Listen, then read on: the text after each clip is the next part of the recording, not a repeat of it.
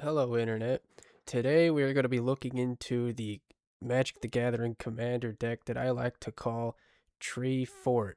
Now, it is being commanded by none other than Dorn, Besieged by Time, the greatest tree that there is, and obviously the one we need to make a fort for. The only thing that we really need to pay attention to on Dorn is the second ability that says whenever a creature you control attacks or blocks, it gets +X/+X till end of turn, where X is the difference between that creature's power and toughness. So, while it may be printed on the card that Dorn is a 0/5, he is actually a 5/10.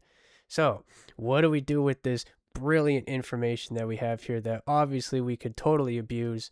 We are going to be making walls. Walls for the fort for Doran the tree. Now, just a few walls, of course. We don't have very many. We have 38 walls total in the deck. Not a lot, not super big, but hey, 38 walls. Maybe we can make something out of it.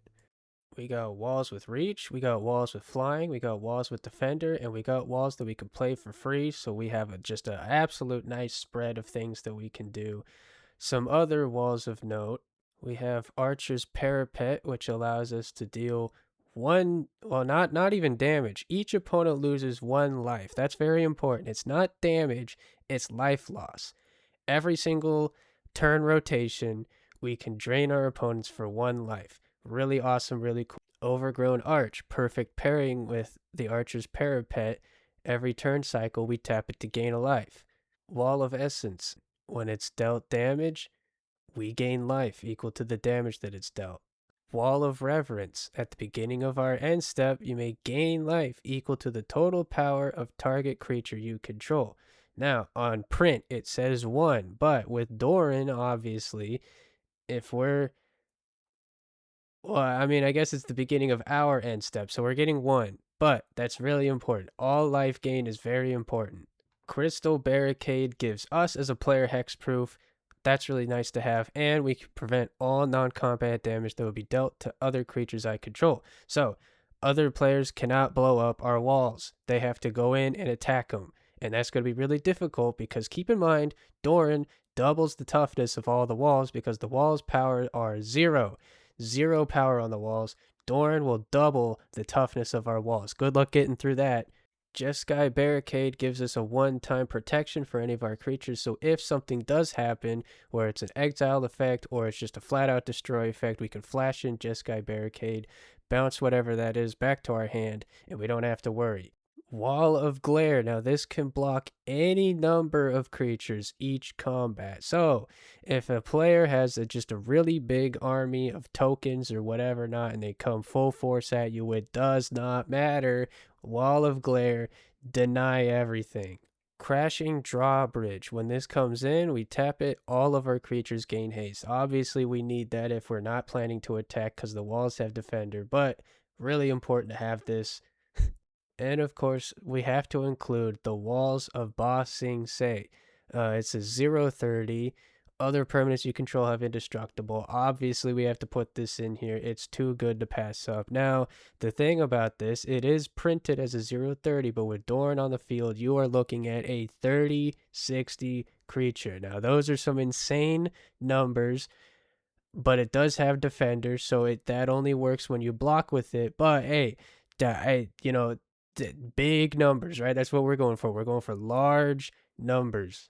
Now, you may be wondering, oh, but everything has defender. We can't attack. How do we win? Well, let me draw your attention to this little thing called Weathered Sentinels. Now, let's take a little gander at what Weathered Sentinels do. It does have defender. It also has vigilance, reach, and trample. Super important. This creature can attack players who attacked you during their last turn as though it didn't have defenders. So we finally unlocked the attacking ability. We can swing as long as someone had swung at us, which is totally fine. And then when this creature attacks, it gets +3/+3 and indestructible. So what this means, it doesn't need Doran to be good. It's already swinging. It's a 5/8. But with Doran on the field, we can actually make it an 8/11 with trample.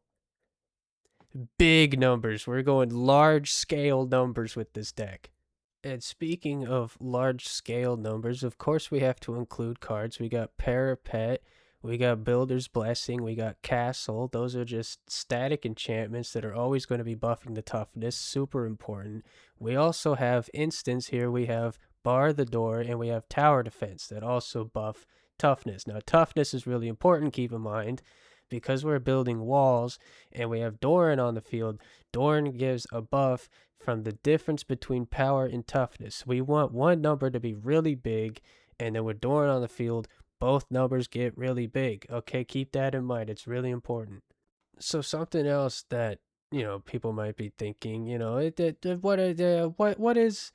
what is the win condition of the deck? Obviously, you have to win the game. Somebody's got to win the game, and oftentimes the Weathered Sentinels, maybe that's just not enough to win the game. Well, if you haven't been paying attention, look at Doran again. This deck very clearly is a Voltron Commander deck because we always have Doran. Doran is always accessible to us, and if you look really hard enough, Doran does not have Defender, which means he can attack. He's the only creature in the deck that can consistently attack every single turn. And also keep in mind he is a 5/10. So that's just short of a quarter of the amount of commander damage needed to kill a person, okay? So 5 turns, swing 5 times with Doran, right? You kill a player with commander damage. So this is a Voltron deck. Bear with me here. We have Ramus, Akor, Ancient Shield. This is the main win condition right here. Not only does it allow us to build walls and expand our fort, this also says at the beginning of combat on our turn, creatures we control with Defender gain Exalted until end of turn. This is huge, because with Exalted, whenever a creature we control attacks alone, it gets +1/+1 until end of turn for each instance of Exalted among permanents you control. So, we're building a large fort. Ramus Akor helps us expand our fort. Doran is the only creature we have that can attack. It swings in, it is getting huge. It is getting absolutely ridiculously massive. Big, big, big numbers. And it's commander damage. But also, if you recall, everything earlier that we talked about, the static buffs for toughness, that also helps with Doran's attack stat as well. And on top of that, if that wasn't enough, we have things like Stone Skin. Now, Stone Skin does say flash. It can go on at any time, but we have to remember the way that the triggers are ordered. When Doran attacks, that's when he gets his +X/+X. So we need to make sure that we get Stone Skin on Doran before resolving his +X/+X ability. Because if we're looking at it here, right, Stone Skin says it gets +10 toughness, when in reality with Doran, you're getting +10, +20. Now those are huge numbers. Now we're swinging for half commander damage instead of just a quarter commander damage. And if that even wasn't enough, we have Assault Formation. There's a lot of writing on this card, but we want to look at each creature we control assigns combat damage equal to its toughness rather than its power. So that means power is completely irrelevant in any of our situations. Doran doubles his toughness, and now his toughness becomes his power. And so now we're swinging for lethal because we've stacked all of our toughness buffs. We have Doran on the field. We can always cast Doran. He's always available. And now we have Assault Formation on the field. So we're swinging for lethal every single time we swing with Doran. And then those little crybabies out there, where, but my opponent can defend against Doran. They can put blockers. Well, wow. Welcome to Magic the Gathering here. Boom, we have Access Tunnel. Boom, we have Rogue's Passage. Boom, we have the Black Gate. Boom, we have Manifold Key, boom, we have Prowler's Helm for a little bit of irony. Equipped creature can't be blocked except by walls. We're the only people playing walls. Nobody plays walls.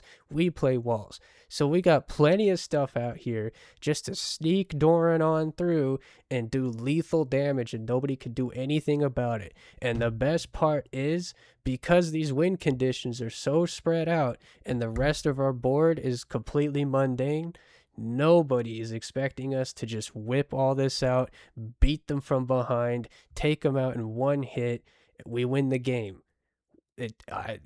I cannot explain to you the science behind this, but it works. This deck wins games because nobody gives a crap about anything that's going on until they're like, oh shoot, I'm tapped out, I'm defenseless, and we have a 40 damage Doran just staring right at me and I can't do anything about it. Okay, a little bit of a secret, something that was brought to my attention. There is this card in Magic called Champion of Lamholt that says creatures with power less than Champion of Lamholt's power can't block creatures you control. So obviously, with the Walls deck, all, all of the creatures have 0 power. And the way Doran's ability works is that his buff only applies when a creature blocks. So the power can't increase on any of the walls in time for, Champion of Lamholt's ability, because they just can't block. They have 0 power, they just can't block. Now, obviously, with such a glaring issue for this deck, nobody plays this card. I think I've only ever seen one person play Champion of Lamhold one time, and that was it. I have never seen this card outside of this one instance. So, the Tree Fort deck, flawless deck. There is nothing anyone can do about this deck at all. If you play it, you win 100% guaranteed. Just perfect craftsmanship. You can thank me later. Awesome deck.